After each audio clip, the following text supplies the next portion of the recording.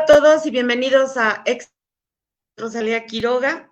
Y hoy tenemos un programa muy especial sobre un tema de gran importancia, la arquitectura y el cambio climático. Para hablar de este tema tenemos el placer de contar con la presencia de Josué Gerson Tabales.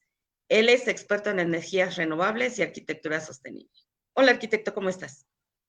Muy bien, gracias. Saludos a todos. Gracias por la invitación. Es un placer estar con ustedes. Y bueno, antes de comenzar, me gustaría hacer a lo que es el cambio climático y los efectos en el planeta.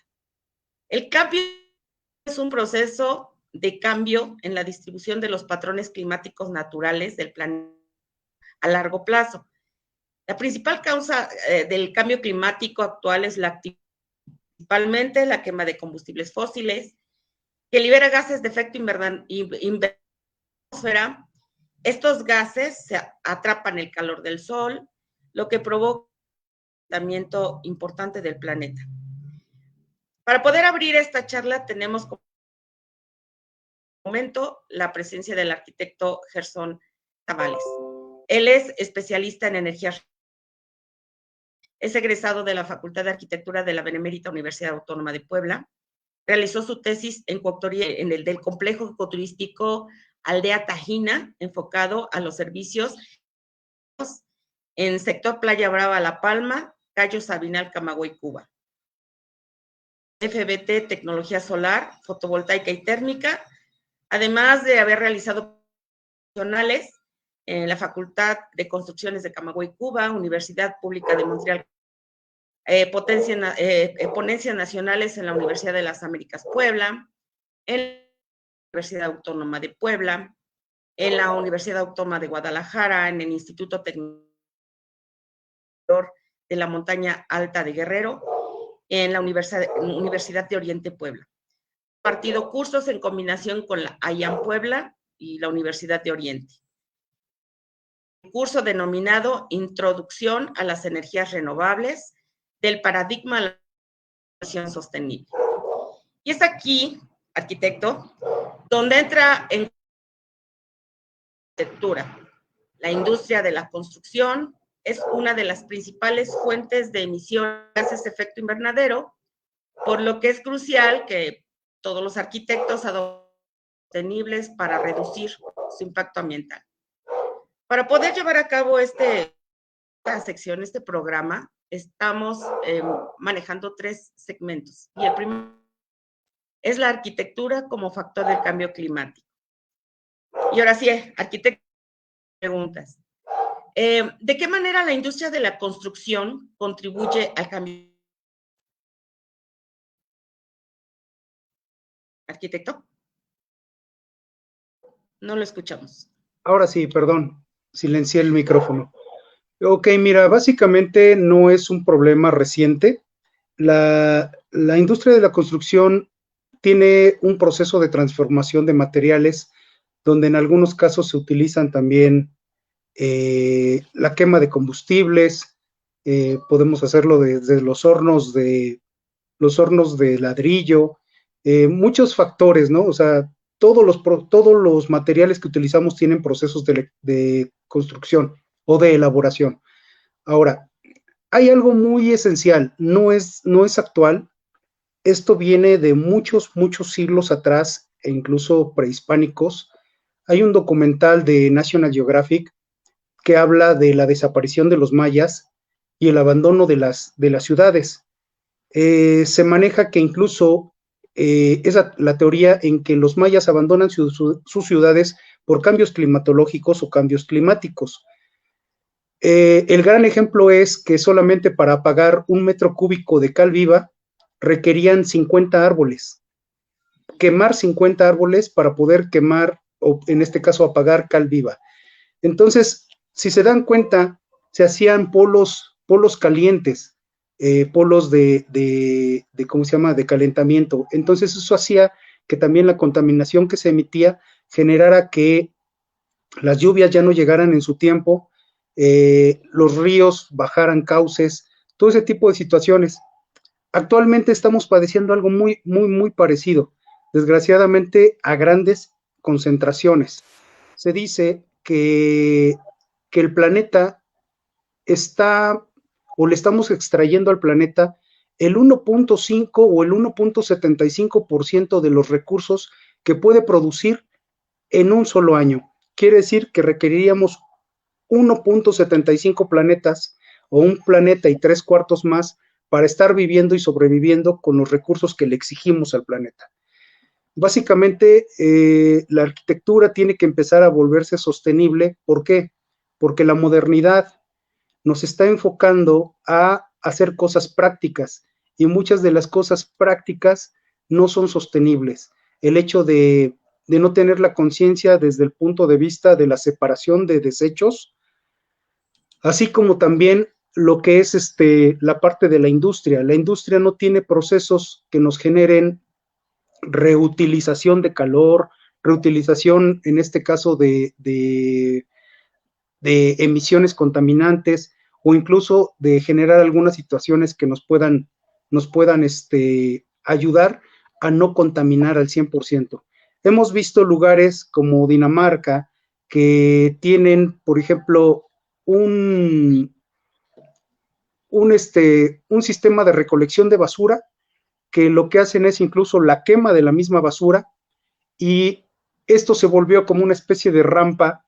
No sé si algunos vieron la rampa de Dubái, donde esa rampa en verano sirve para algunas actividades e incluso en invierno sirve de esquí. Algo parecido está en Dinamarca, mientras en la parte de abajo todo es la industria que está transformando los residuos, y emitiendo incluso oxígeno después de la quema, porque también el monóxido de carbono y el dióxido de carbono lo reutilizan en otros procesos. Eso se denomina que son la arquitectura sostenible, y muchas veces en los procesos de ciclo combinado, cuando un ciclo combinado que produce energía no supera o no se optimiza el 85%, quiere decir que ese ciclo combinado tiene un fracaso. Tendríamos que ver como empresas de la industria, tener procesos que generen ciclos combinados y que tengamos más del 85% de eficiencia de la recuperación de desechos, para que en su momento pudiéramos estar diciendo que es un proceso viable, óptimo, y que le está dando, y que realmente es sostenible. Básicamente es eso. O sea, hay empresas altamente contaminantes que, sin embargo, seguimos utilizando por necesidad. Hablamos del asfalto, hablamos de que el concreto pudiera tener procesos también de contaminación, o incluso el mismo proceso de emisión, de elaboración de un panel solar, es altamente contaminante. Entonces, todo eso, aunque a la larga pudieran renovar o utilizar energías que se renovan o que son gratuitas, que no son contaminantes, el proceso de la elaboración de muchos de los materiales son contaminantes. Un vehículo eléctrico es altamente contaminante en su proceso de elaboración. Entonces, todas esas cuestiones, si nos vamos a la parte de ambiental, no estamos cubriendo las expectativas que pudiéramos estar requiriendo de un producto que aparentemente es ecológico. Ok, los materiales y métodos de construcción tradicionales, ¿cuáles son los que más podrían impactar?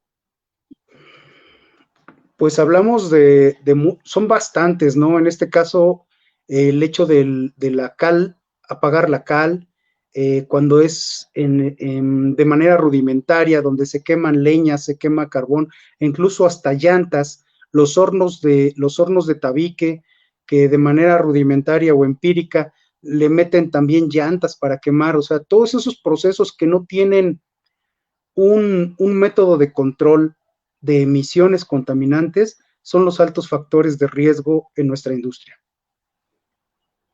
Muchas gracias. Invitamos también a todos la audiencia a que unas preguntas, sus comentarios, para continuar con... Bueno, podríamos decir entonces que las emisiones directas, como la producción de maquinaria, la demolición, residuos, son de los que más contaminan. Directamente el consumo energético de los edificios, por lo que escuché, estación, Los bosques actúan como sumideros de carbono y su destrucción CO2 a la atmósfera, ¿verdad? Los utilizamos para acabados. Sí. Bueno, pasando al segmento de principios de arquitectura sostenible, ¿qué es la arquitectura sostenible y por qué es importante en la lucha contra el cambio? Bueno, la arquitectura sostenible no es una corriente reciente, no es una corriente tampoco de movimientos hippies o ambientalistas, porque siempre que hablamos de ecología, luego dicen, este cuate ni se baña, ¿no? Pero a final de cuentas Sí. no es esa la tendencia. Recordemos que surge también lo que viene siendo la arquitectura jardín, o en este caso las ciudades jardín, en 1819, por allá en Inglaterra, donde se manejaban también esas ciudades jardín, que eran más que nada ciudades agrícolas, donde el mismo ciudadano pudiera dedicarse a actividades, pero con comodidades de una urbe, ¿cómo decirlo? Como de una urbe capital o de una urbe, o en este caso, perdón, en una situación urbana, ¿no? Con urbanización y demás. A final de cuentas, este tipo de arquitectura en algún momento pudiéramos decirles que económicamente no tendió a ser rentable. ¿Por qué? Porque a final de cuentas, muchas de las personas no vivían nada más en el campo, sino la gente que requiere de gran demanda de comodidad y satisfactores está en las ciudades, está en este caso en lo que son las urbes, ¿sí? Los polos de desarrollo. Y a su vez requieren de mucha energía, de muchos materiales, se requiere de insumos, ¿sí? Básicamente. ¿Qué es lo que tratamos de hacer siempre cuando hacemos un desarrollo? Pues toda la parte de la urbanización suburbana o toda la infraestructura, mejor dicho, agua potable, alcantarillados, eh, suministros de combustibles, suministros energéticos, suministros de alimentos, generamos una gran central de abastos, generamos una central camionera, pero nos vamos desvirtuando de tener una buena fuente de agua, un retorno adecuado del agua, una separación correcta de lo que son los residuos. Básicamente, nada es basura hasta que se mezcla con contaminantes o que entre la mezcla se genere un contaminante. Hablemos de empresas que en algún momento ya están haciendo conciencias ecológicas con sus materiales, donde Nestlé de repente por ahí lanzaba un comercial hace unos 4 años que la niña decía, pues una lavadita, ¿no? Pero a final de cuentas, ok, hay que saber desechar o hay que saber separar los productos que estamos recibiendo precisamente, desde incluso hasta los productos fisiológicos, todo esto son desechos que no le ponemos atención. Si en algún momento tuviéramos en nuestra casa un Muy biodigestor, bien, sí, te escucho, escuché. o sea, Sí, es que de momento empezar a, se suelta. ok, este caso, saber desechar en este caso, todos los residuos fisiológicos que se van al drenaje, saber separar incluso el agua de ducha, que la podemos volver a utilizar para que se ocupe en los desechos fisiológicos del WC. A veces decimos, es que es doble gasto porque vamos a tener dos cisternas, una de aguas residuales, una de agua potable y quizá una tercera cisterna de captación de agua pluvial. Pero a la larga son mecanismos de defensa y mecanismos de sobrevivencia que le estamos ayudando a la misma humanidad.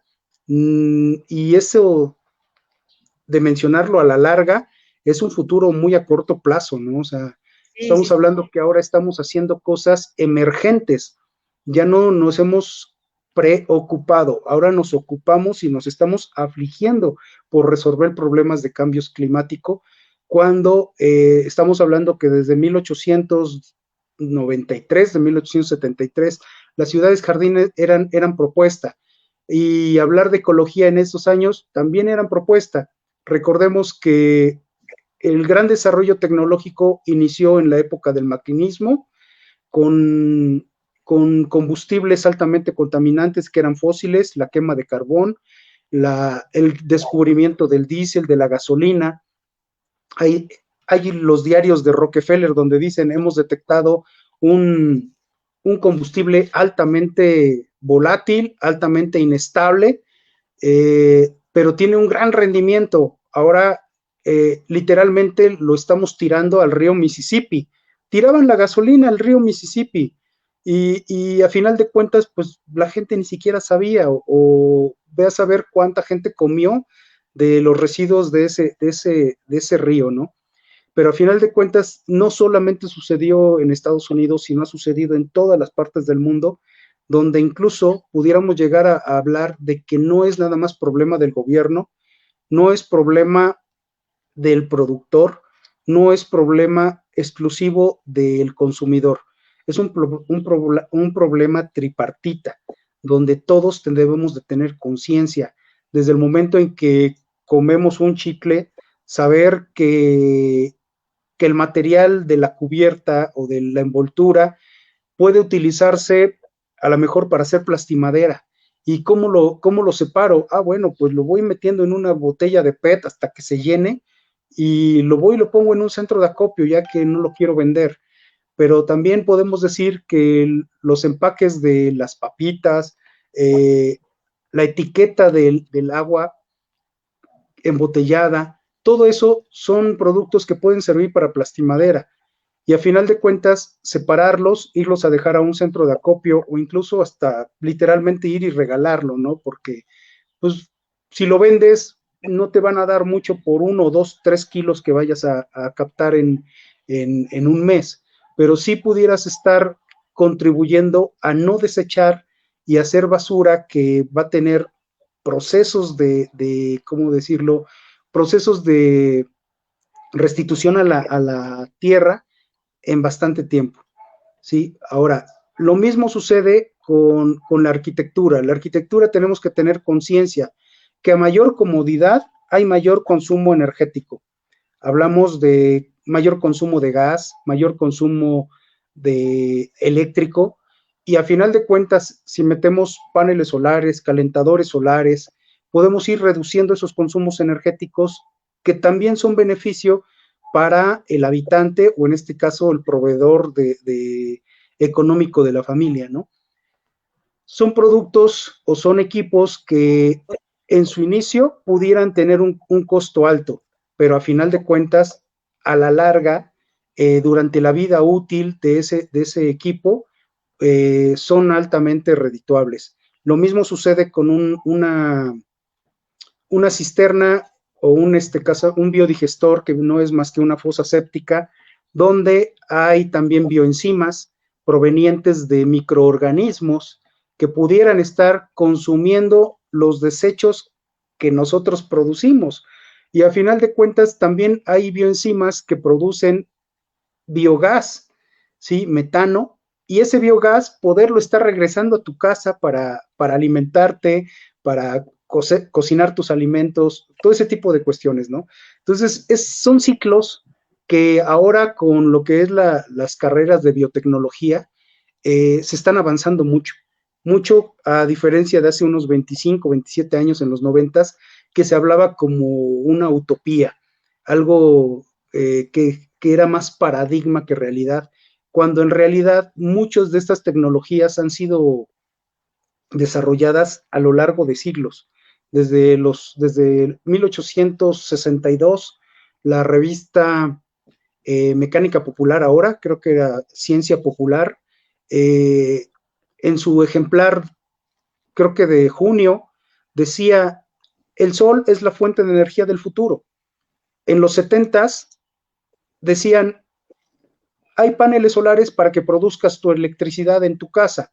Sin embargo, muchas de las patentes se consumían por las grandes transnacionales que dominaban el mercado de lo que es los hidrocarburos.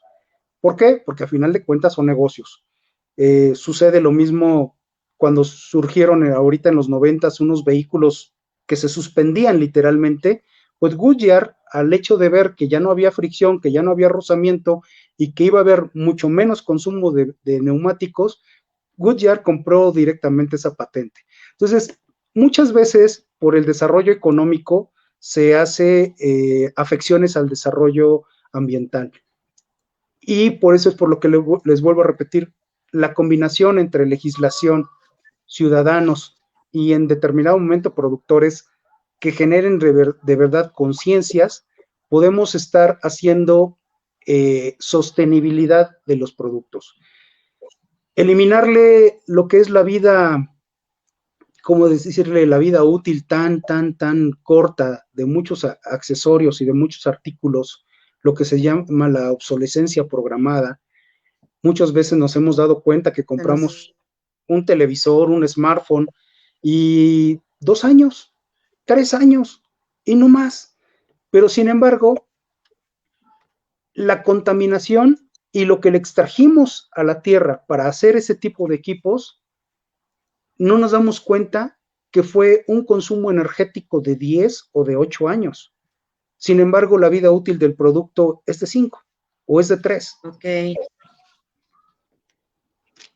Sí, bueno, aquí asumirlo en el contexto de generar una agricultura sostenible, podríamos considerar varias situaciones. Primero, el clima, el sitio, la eficiencia energética, los materiales sostenibles, comentabas la gestión del agua, permitir que la calidad del aire interior sea la adecuada, salud y bienestar para pues, los habitantes, la reducción de residuos y el de una vivienda.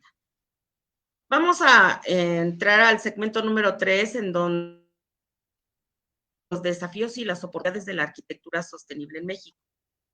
Dentro de ¿qué estrategias pueden implementar los arquitectos de forma concreta para crear edificios más sostenibles? Bueno, aquí a final de cuentas, primero que nada es el conocimiento. Conocer en este caso, de bioclimatización, conocer de energía fotovoltaica y conocer también de energía térmica, así como a su vez gestiones de agua, ¿no? Saber qué hacer. Yo como arquitecto tendría que apoyar a una familia que me está pidiendo un proyecto, no nada más con lo que es saber su idiosincrasia, sino también hay que dar una especie de manual de uso y tratar de convencer a los habitantes de las funciones de muchos de los equipos. A su vez, también hay que dejar de caer en vicios comunes que se han hecho en nuestro país, donde para que mi proyecto sea registrado o tenga un permiso, pues lo más fácil siempre es la muchada, ¿no? Porque si yo llego con mi reglamentación y trato de discutir o hacer cuestiones por el estilo, a veces incluso la persona del mismo mostrador que me está atendiendo ni siquiera sabe de lo que le estoy hablando, o ni siquiera sabe lo que está revisando. Entonces, son detalles que tenemos que empezar a trabajar. ¿Para qué? Para que en el momento en que yo le diga a una persona, ¿sabes qué?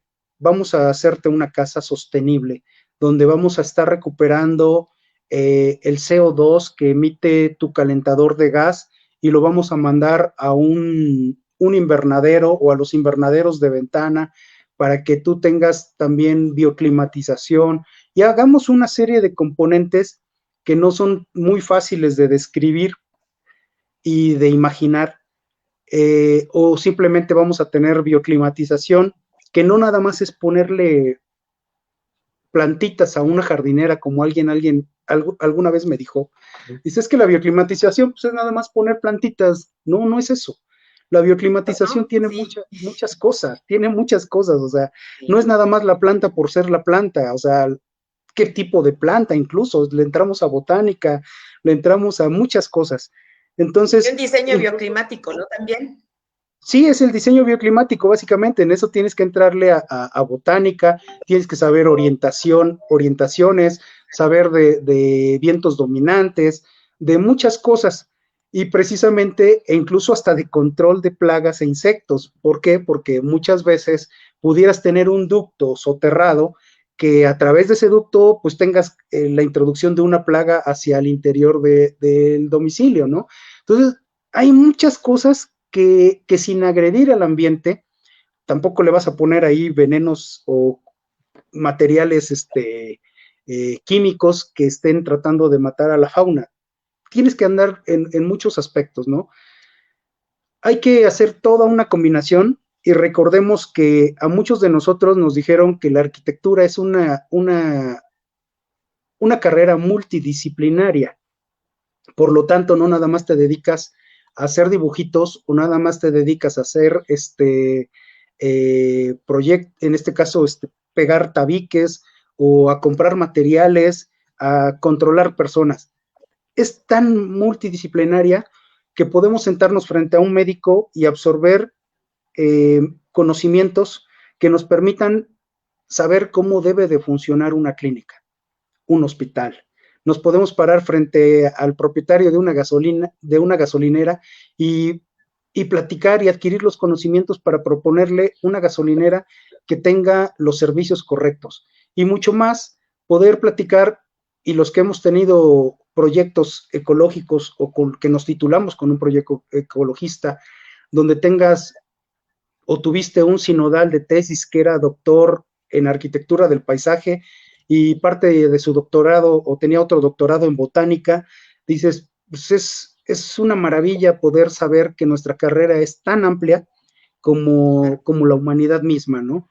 Entonces, volvemos a retomar la parte de la sostenibilidad. La sostenibilidad no nada más es poner paneles solares, no nada más es poner calentador solar, no es poner un sistema eólico, porque la sostenibilidad no nada más es producir energía, es también saber cómo transformar esa energía y cómo transformar nuestros desechos en energía o transformar nuestros desechos en nuevos productos.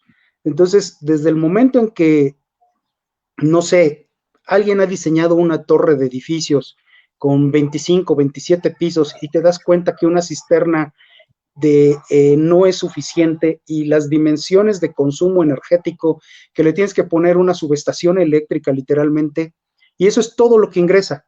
Ahora, en una torre, ¿sabes cuánta basura se desecha al día? Y que el ciudadano no va a estar ahí o el habitante no va a estar ahí 24 horas para poder sacar su basura al momento en que pasa el camión recolector. Y más si es un fraccionamiento de nivel residencial alto o de gran lujo, pues mucho menos, nunca van a conocer el recolector de basura y mucho menos va a haber un pepenador y mucho menos va a haber alguien que pueda hacerse cargo de la separación de los productos. A final de cuentas, esa comodidad genera también incomodidad al ambiente.